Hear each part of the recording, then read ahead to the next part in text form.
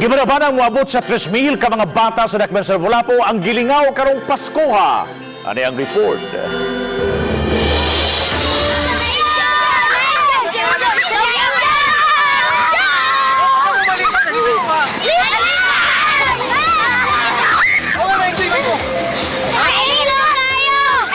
Daway kabutangan ang ibating kalipay o kamaya sa mga bata nga nisalmod sa Paskos Kabataan. Nagidad sila gikan sa 5 ngadto sa 15 anyos.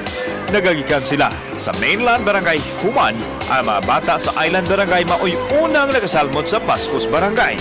Nagkayagaw man alang sa Sangguniang Kabataan Federation o sa Local Youth Development Office sa Dakbayan sa Lapu-Lapu apan kamaya o kalingaw kini alang sa kabataan. The organizing dyan sa event, na dyan mga uban tao nga, dili dyan na ito makontrol, bisag unsaon pa na ito pag-instruct. Pero anyway, kung ano gyapon, kanang successful na gyapon niya among event. Uy, hala na activity ito, mo ato kalit, wala lista. So, sige, inyong hapon, kay makakabaya sa mong free candy, tempura, ice cream, kanatanan. Kay malungitan sa libo anak. Lakip sa kalingawan mao ang Kulba Hinam nga mga performer o magic nga nakalingaw sa mga bata o dagko.